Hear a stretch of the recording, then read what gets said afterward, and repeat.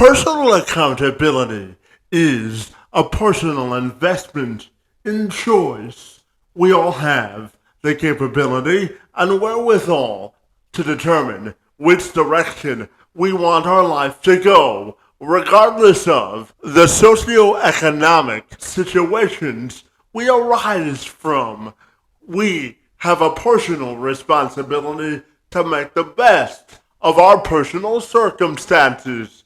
No one knows that better than my friend Thomas Guillen. He's a U.S. Army veteran, father of two, and the CEO of Trained by T. He's focused on helping people realize the value of good nutrition, elevating their mindset in life, and utilizing his over 7 years as an entrepreneur and 13 years in the field of bodybuilding to help people have a sense of ownership, pride, and accountability on how they level up and show up in all aspects of their lives. Guillen is someone who has little time for excuses and believes that we're all capable of maximizing the greatest aspects of our character, personality, and how we influence the world. Guillen is someone who wants to see the best in people and giving them the sense of empowerment to believe that they are good enough, just the way they are. If you're ready for a lesson in personal confidence, accountability, and maximizing the way our potential can translate to results in life, then, my friend, you're in the right place, because my conversation with Guillen starts now. I'm Kevin McShann. Let's have this conversation.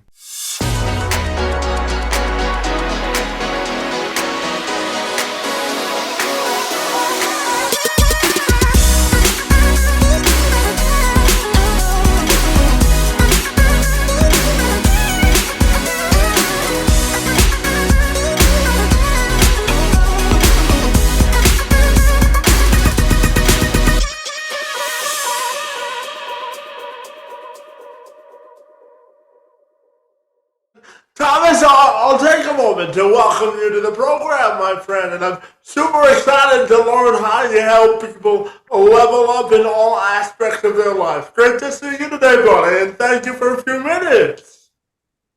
Good to see you. Thank you for your time as well.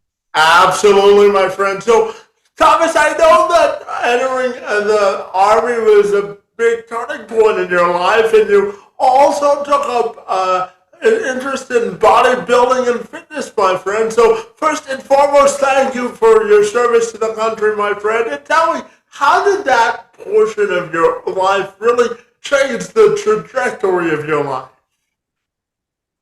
Well, from day one in the military, you are instilled discipline very early on. You have to be at the right place at the right time in the right uniform.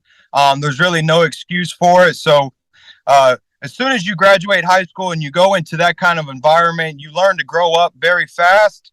You learn to not make excuses and just execute your plan.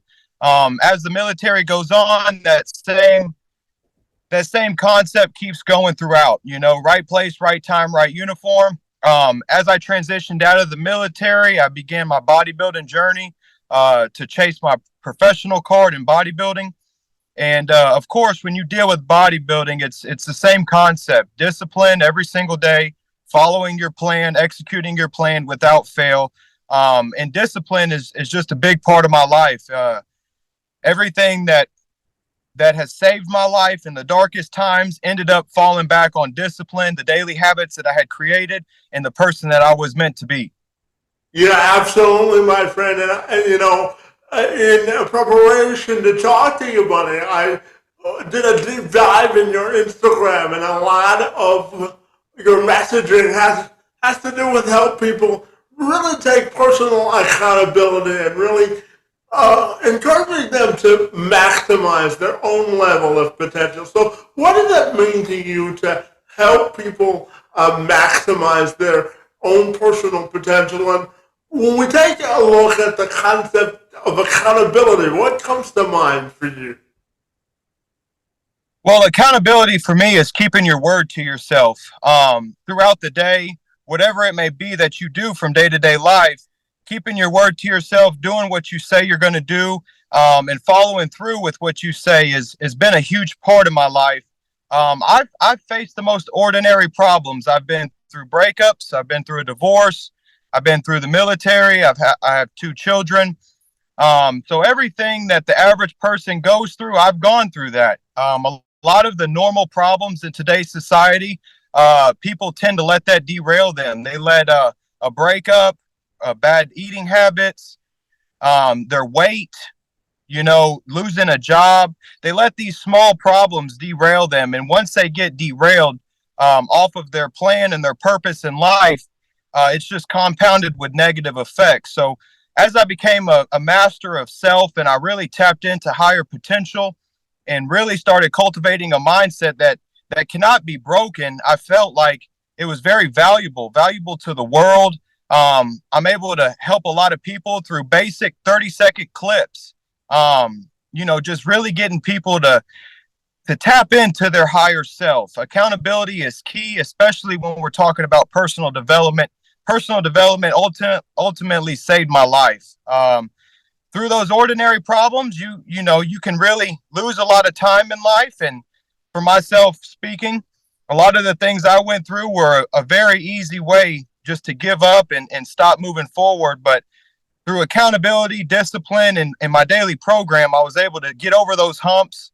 And now that's what I do for a living, is I train people on creating that mindset, creating the daily habits that they need to create a person that they truly admire. Yeah, so let's talk about that. What are the keys to creating great habits and really creating a mindset of being unbroken? What does that mean to you, Bonnie? Well, it starts off with yourself. As a coach, I cannot make you do anything. I can't make anyone on the internet do anything. The first step is accountability and looking in the mirror and saying that you're tired of what you see. Now, once you do that and once you realize that there is some higher potential left to tap into, then we can begin your personal development journey. My process is very simple. It's not about what you're doing, it's about who you're creating. The process of our daily habits is creating a person that you admire. My daily program consists of working out, eating healthy, projecting positive influence into the world, not inviting karmic debt. Karmic debt is the loss of energy through negative action. So I avoid karmic debt as much as possible. The first step that I work on somebody when they want to level up in life or when they want to elevate their mindset is creating habits. The first habit, the most simple habit that we can help you cultivate is your eating habits, your diet, which is most times the most hardest thing for people to do. Not going through a drive-through, not eating ice cream, not trashing your body with food is some of the hardest things that someone will do in their life. So my program, the first thing we work on is your diet. Let's get your diet in check. Let's make sure everything in the diet aspect is good. Once that's good and we're underway with the diet, then we'll work on your physical training, working out inside of a gym. We'll work on your personal development from a mindset standpoint. We'll start creating an unbreakable mindset. And what that means is you're aware of your energy conservation. You're aware of how you expend your energy and what you accept into your life. You don't have to receive all negative energy. You don't have to release all your negative energy. So through those basic steps, we're able to cultivate a person that when they do go through a breakup, when they do lose a job, when they do have a flat tire on the side of the road, instead of letting that same problem compound through the rest of the day, through the end of the week, over the next month or 2 months, we're able to get on it very quickly. And usually what happens and what I coach people through is when something negative happens in your life, we'll immediately go into a physical activity. My choice is burpees.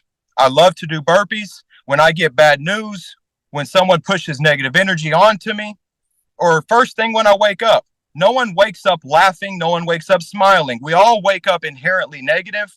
So doing personal physical activity first thing in the morning before anything else has been a very big secret of mine to release the negative energy that's carrying through from the day before, and then moving forward with an outward projection of positive attitudes. Fantastic. Well, Thomas, it's good to see you this morning, my friend. And I wanted to resume our conversation by asking you about the concept of accountability and a sort of eliminating excuses, my friend, and how you view that as a concept, my friend. Well, accountability is key in life, whether you're a business owner, a husband, a wife, or a father, or just an employee in everyday life. Accountability is key. The way that my program instills accountability is through discipline, which is also through your diet, through your workout program, through your daily habits. Accountability, if you don't have accountability, you're really not going to be a structured individual. Everyone that's successful in this life is structured. They go by a regiment. They have a structure by which they live their life. And within a structure, you have to be held accountable.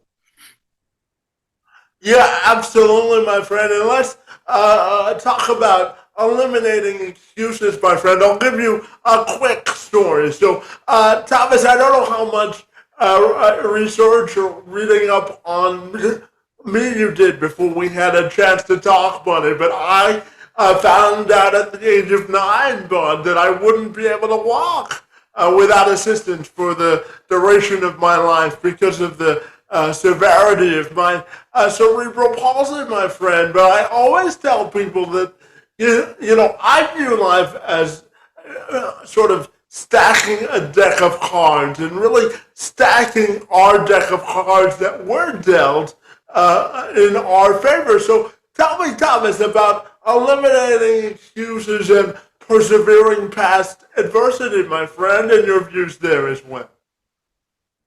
Well, just like what you explained, 99% of people have it better than you. Almost 90% of people can walk. 90% of people can eat on their own and can actually go through their daily habits without assistance. So for me, I like to put in perspective that it could always be worse. The situation could always be worse, no matter what it is. There's always going to be somebody on death row inside of a prison that wishes they could trade spots with me.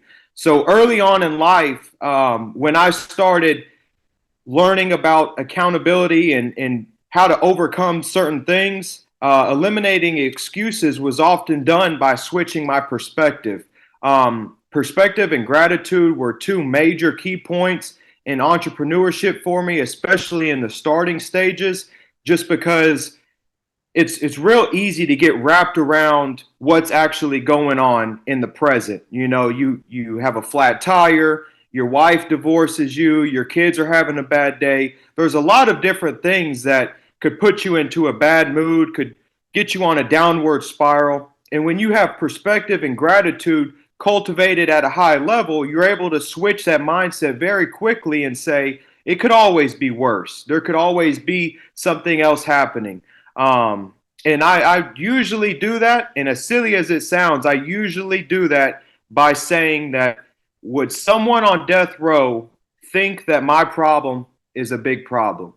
And generally speaking, my problem is so small, it's so minute that I'm able just to extinguish it very fast. When I'm working with my clients and they just start coming with the excuses, I either overpower them with positivity or I just call them out, just like I said.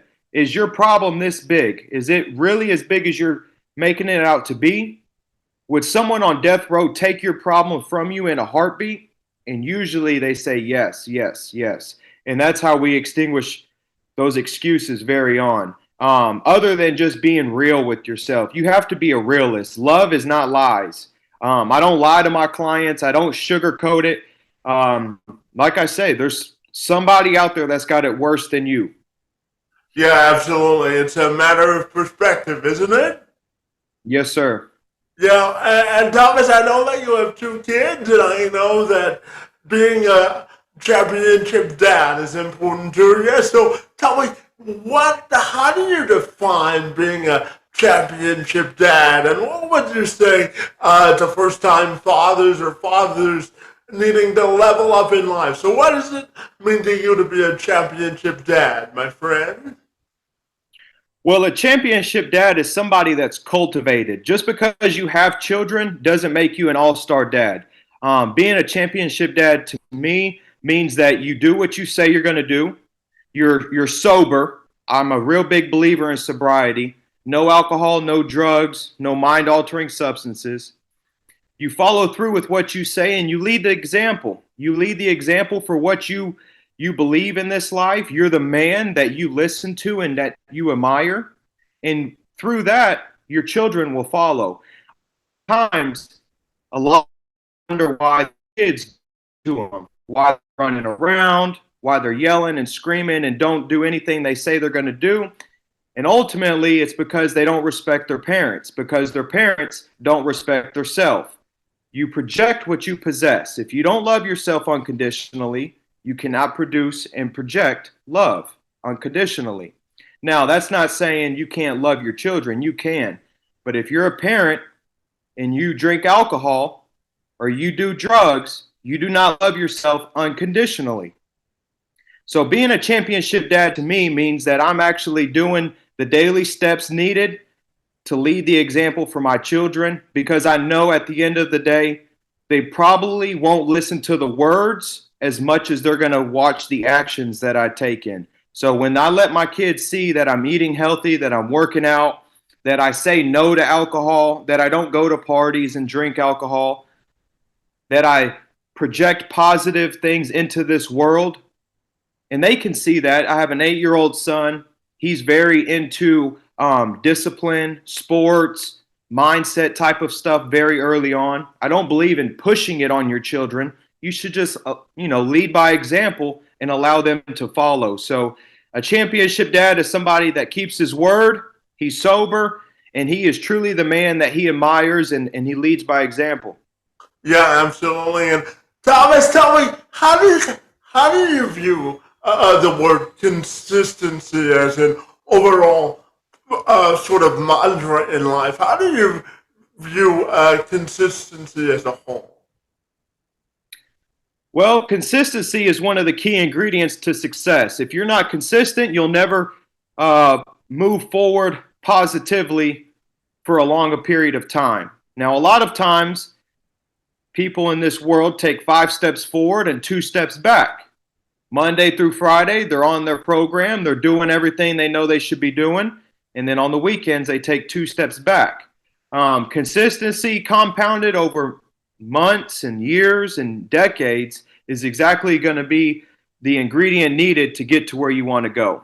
If you want to be a millionaire, if you want to own your own business, if you want to lead your children to the path in life that you believe is the right path, it's not going to happen overnight. It's going to happen over compounded actions, which is consistency over time.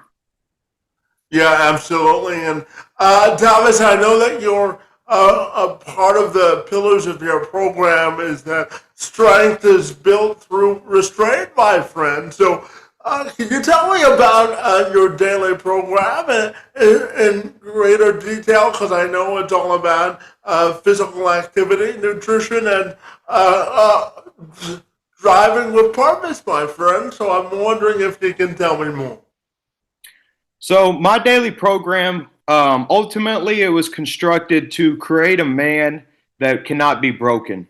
And what I mean by that is the ordinary problems in life, they cannot break me. Divorce, breakup, losing money, all the simple stuff, my daily program is what fights those off. So to start out the day, we wake up at 3 a.m. There's multiple reasons I do that. One is to maximize as much time in the day. I have a lot of things going on. I try to get as many hours clocked in the day. Um, the second reason is because it's hard. No one likes waking up early. It's hard to wake up out of a deep sleep at 3 a.m. and get moving. Number three is ultimately because I know my competition is not doing that. I'm a firm believer. If I do the hard things and the things that people won't, I'm going to get a lot further than the people that I'm competing against. And we're talking from a business standpoint in competition. So we wake up at 3 a.m. Within 3 minutes, I do 60 seconds worth of straight burpees.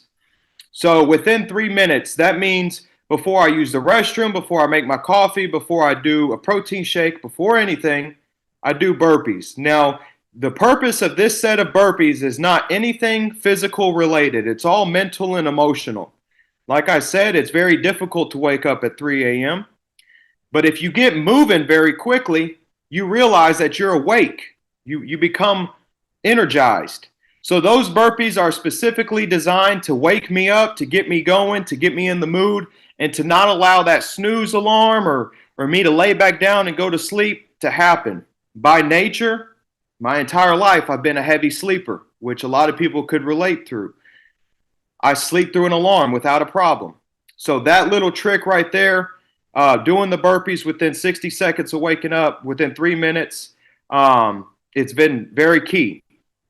So that's the wake up, 3 a.m. We followed by a protein shake, some coffee, some daily journaling and things of that nature. That's about the first hour. Within the first 3 hours of being awake, I like to get into the gym and do a training session. Now this is my time. It's my time to release all the negative energy carrying over from the day before. It's my time to work on myself and become a better individual. But ultimately, the gym is going to be a part of my life regardless. And I've always found if I wait till the end of the day to go to the gym, then I have to be thinking about the gym the entire day. If someone goes to the gym at 4 or 5 o'clock in the afternoon, after work, at lunchtime, at 1 or 2 o'clock in the afternoon, they begin to start thinking like, oh, I got to go to the gym. I got to go to the gym. So when you're thinking those things, it's taking your focus on what you're truly should be doing. Now, my purpose in life and what I do from day to day is I coach other individuals. I'm a fitness and health coach. So if I'm thinking about myself during our meeting and if I'm thinking about myself during the time that's allotted for my clients, that's selfish. So I like to get that workout in first thing in the morning. That way I can outwardly project positive actions the rest of the day. Usually around 8 a.m., I'm finished with myself. I'm ready to focus on everyone else. And I like to go into a 60-40-20 workflow. So 60 minutes of dedicated work time, 40 minutes of something that I need to get done, whether it's something around the house, helping my wife with the dishes, cleaning up, whatever it is. 20 minutes, that might be a quick little arm workout, a walk around the block. We might do something, run to the store, something like that. So 60 minutes working on my business, 40 minutes miscellaneous things around the house, whatever needs to be done, 20 minutes frivolous activity, and then we're back into the 60 minutes. I will work all the way up until midnight, so I'm responding, I'm doing calls, I'm writing diets all the way until midnight. Usually around midnight, 12:30, I'll lay it down. Now, I know a lot of people are going to knock that. You need sleep, you need this, you need that. That's what works for me. I have found that the less sleep I have, the more uncomfortable I am, the better results I see. Now, that's not what I recommend for anyone to do unless it works for you. But that's my daily program. Yeah, absolutely, my friend. And I'm curious to also ask you, what does it mean to you to sort of develop a championship culture in life? So that, to me, a championship culture is really if you're the one cultivating that culture, you have to be a champion. You have to have a champion mindset. So ultimately, what I believe is you have to keep your word to yourself. You have to do what you say you're going to do. You have to follow through with what you say you're going to do. And you have to project positive actions into this world. I believe sobriety is a huge part of that. There's no drugs, alcohol, mind-altering substances. I believe you need physical activity. I believe men in this world should be strong and capable to hold their own. And I believe you should look good. I believe you should follow a diet that results in a byproduct of a good-looking body, a strong body. So when I look at a champion, I'm not necessarily looking at dollar signs, even though that being financially set is a very good asset to have, but more or less his mindset, how he holds himself, and his actual physical structure.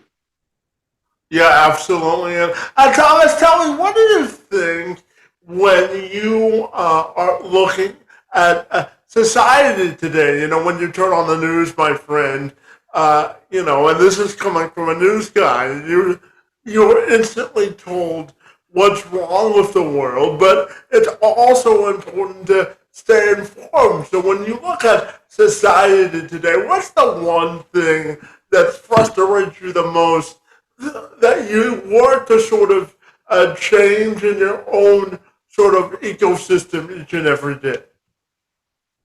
Well, what bothers me the most is more times than not, the average individual is more worried about someone else than they are themselves. A lot of my message comes from you have to get yourself right. You need to get yourself right first. I believe if everyone came to the table at their highest self, in their best physical form, 100% sober, and at their strongest point in life financially, that we wouldn't have these problems. I don't believe people actually put in the work to create a person they're actually proud of. I think the average person doesn't believe that they are their own superhero and that they are at their highest self. I believe this world is how it is right now as a byproduct of insecurity and jealousy. It's a lot easier to portray actions onto someone else versus working on yourself. You know, personal development is difficult. It takes a lot of effort every single day. And I think if the average person, whoever it is, if they actually worked on themselves, got a good diet in, ate healthy, got a good workout in, that we wouldn't be seeing all of this. Because when you actually work on yourself and when you purposely put positive actions into this world, you don't enjoy having your energy stolen from you. There's no one that's going to convince me that a person on a news channel, whether it's their job or not, if they're purposely putting negative energy into this world, they don't feel good about themselves. You project what you possess. If all I have to say is negative things about somebody, I'm negative inside. I'm negative about myself. So I would say everyone listening should start working on themselves. If you notice you feel negative about something or someone, that's because it's coming from within. So I believe we would not be as divided today if everybody would work on themselves for a good 2 hours in the morning before they get things going. Granted, a lot of the news channels and things like that are people's way of making money. I understand that. But you don't have to be negative in a sense. Yeah, absolutely. And just following up on that, Thomas, I really believe that your personal health and fitness level is a personal and conscious choice, my friend. You know, for me, I sort of challenge myself to be at least 10 minutes active each and every day. In fact, before I sat down to talk to you this morning, I finished a weightlifting session, my friend. So tell me about valuing your health as sort of a personal priority in life, and how important that is. Well, with the bodybuilding background, I did my first bodybuilding competition 13 years ago this summer. So I've been working out and eating healthy and doing that for a long time. I used to train as a bodybuilder. I would train specifically to grow my muscles, to look a certain way on stage, and to be judged on stage. Um, I always found love for it. It's always been a part of my life. But now in today's day, I don't train necessarily to have a good body. I train to release negative energy, and I train to get myself in a higher frequency. I try to get in flow state. I try to get as high of a frequency as I can every single day because I know how it feels. And when you know what enlightenment feels like, you can understand why I would continue to chase that. Physical health, the working out, being in the gym, it's one of the cornerstones of my success. It's one of the things that I truly believe if you do get your blood moving, if you do put a lot of oxygen into your muscles every single day, you're going to feel better. You're going to have a more positive mood. You're going to put positive actions into this world. Going back to the key ingredient of all of this is put positive actions into the world. It's also 100% impossible to be in a negative state during high intensity workout. It's proven in science. So a lot of times when my clients and customers are having a bad day or having a lot of negative things happen, I'll have them knock out 100 burpees. I'll have them go on a little run. If we're in the middle of a conference call and they're just negative, negative, negative, I'll just tell them, hey, look, go do 20 push-ups and call me back. They'll call me back and they're totally rejuvenated. It completely alters their mindset. So I believe physical fitness is one of the most important ingredients to someone's happiness. Yeah, absolutely. And I also know, Thomas, that you're a big believer in universal laws and sort of implementing that in life. And, for me, I look at prosperity as a choice, as you keep alluding to this morning. And I'm curious to ask you about your views on prosperities and how universal laws are also interconnected into that.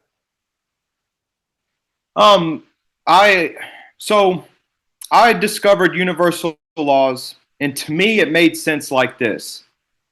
The universe is our higher calling, whether you want to say it's God or, space or whatever it is. I believe there's a higher calling. And when we trace the universal laws back thousands of years ago, everyone is saying the same thing. Now, a good example I like to display or to share is that when a child, very young in age, when they're playing basketball for the first time and they make a basketball in the goal, what do they usually do? They clap, they get real happy, they jump up and down. What about when they start walking? They walk, they fall.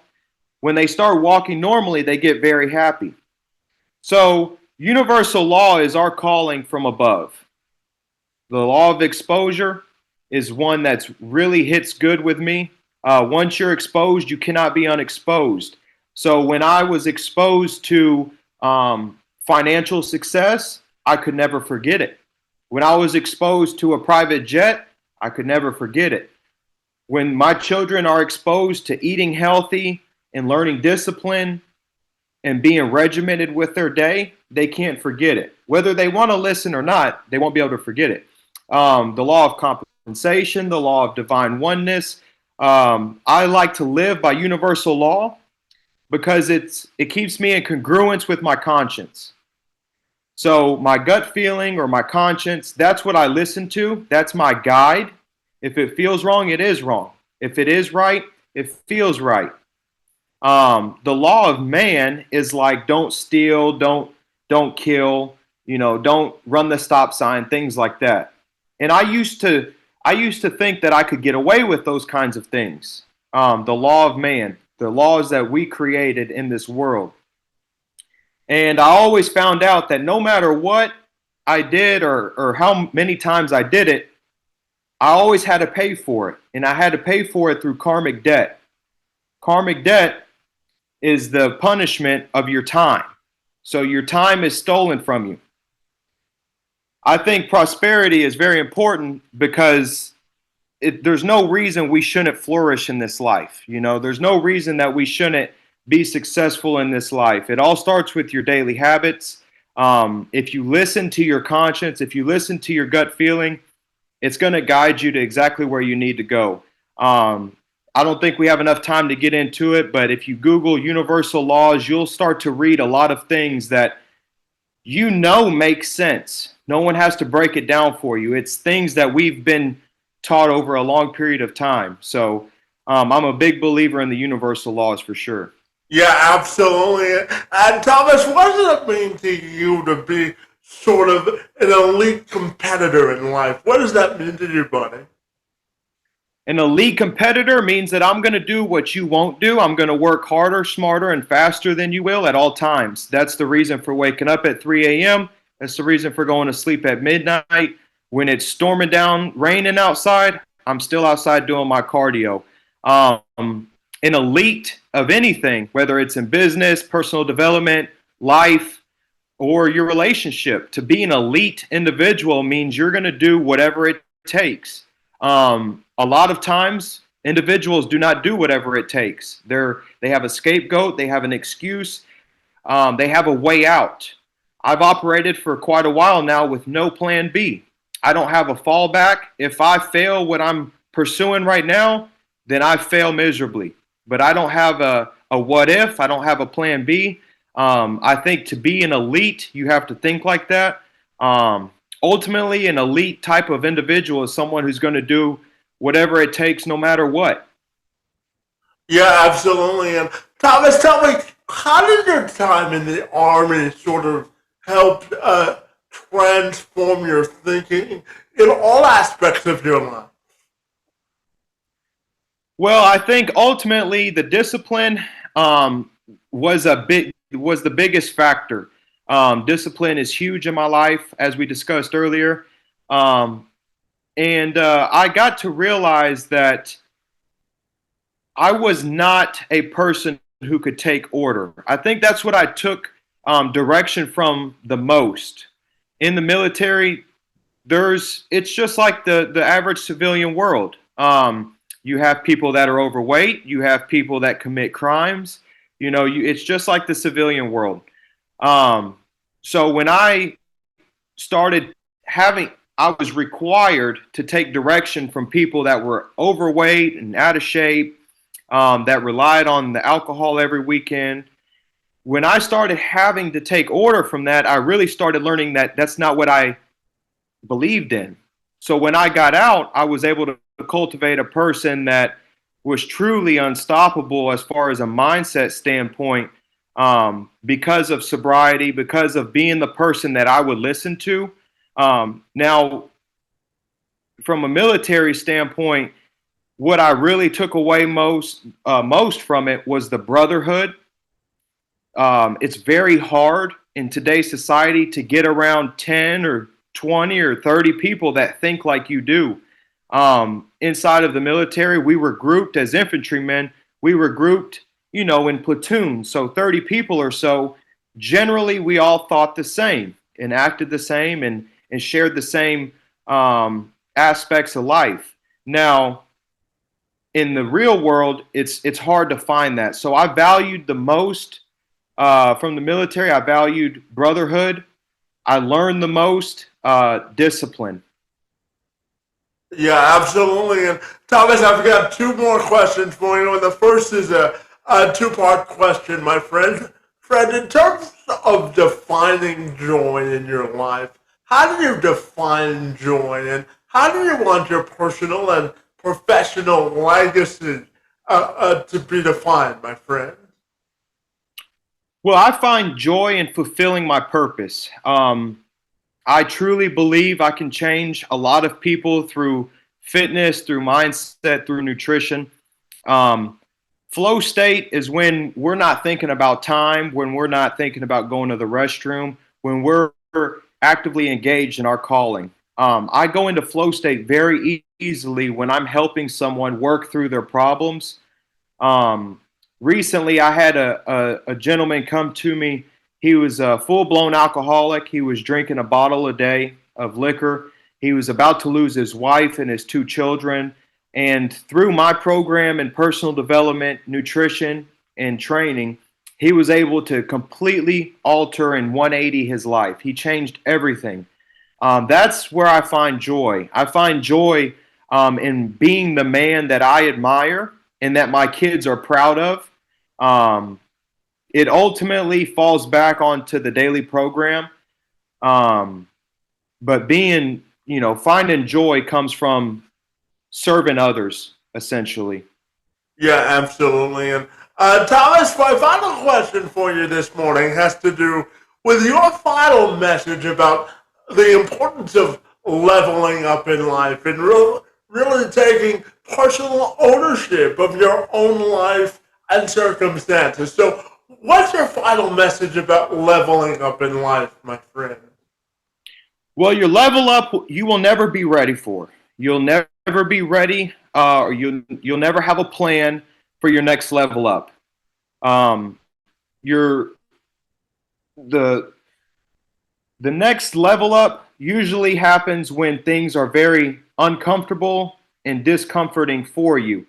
Um, what I would say is, if you feel it in your stomach, if you have some sort of gut feeling about a certain subject, you need to follow your conscience. That's Your conscience is always going to lead you down the right road. Um, I think it's as simple as that. Yeah, absolutely. And finally, tell me, Thomas, if people want to get connected with you, I know you're active on Instagram, but what's the best way that people can get connected with you, my friend? Trained in the past tense, trained by T on Instagram. That's where I do all of my messaging, everything business related through Instagram. If we connect and you jump on my team, I do have a custom app where I will do your nutrition and training through my app. I make it very simple, very dummy proof. It's very easy to follow along. So yeah, Instagram, trained by T. Fantastic. Well, Thomas, I certainly leveled up through this conversation, and I want to thank you for the good work that you do to help people live healthier, happier, and more productive lives, my friend. It's great to see you, and thank you for a few minutes and engaging in conversation, my friend. Yes, sir. You're welcome. Thank you for your time. And if you're listening, your conscience hits you during this interview. You got to follow your conscience. So go down the right road and pursue positive actions.